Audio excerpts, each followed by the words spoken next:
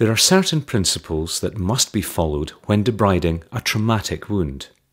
Firstly, dirt and debris must be gently removed to expose any underlying tissue damage.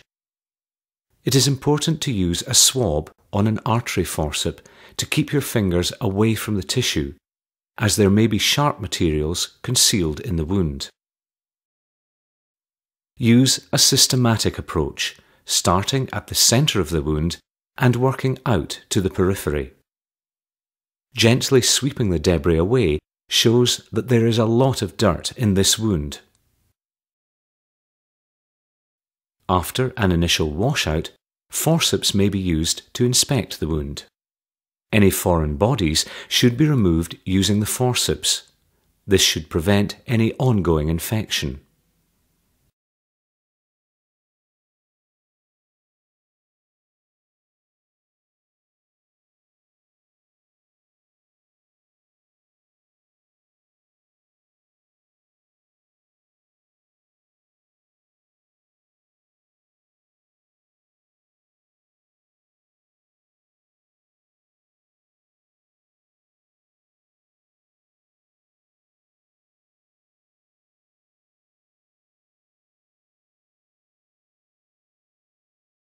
Deep within this wound, there is a damaged tendon, which will need to be repaired at a later stage. Working systematically around the wound in an anti-clockwise fashion, any devitalized tissue should be identified and removed. The solid object embedded within the wound symbolizes a piece of broken glass, emphasizing the importance of using forceps when performing this procedure.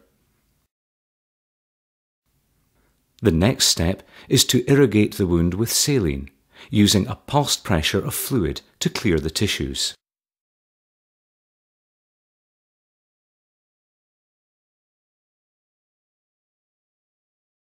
A swab is then used to gently mop out and clear the wound. Any deeper areas of damage should also be irrigated to ensure that the wound is clear.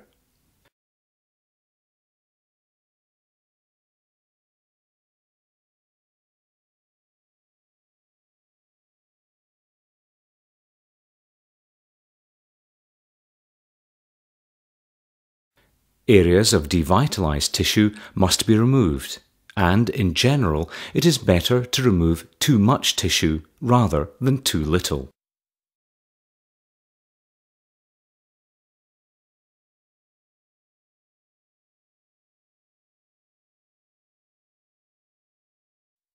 Any small cavities found during the inspection should be enlarged so that they are continuous with the main wound and all devitalized tissue excised.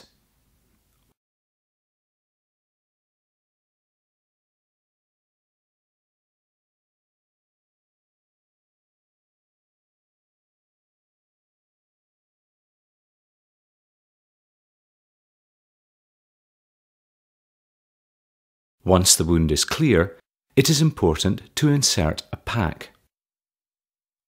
In this case, a saline wick is gently inserted to hold the wound open, and the tail is trimmed to allow easy removal.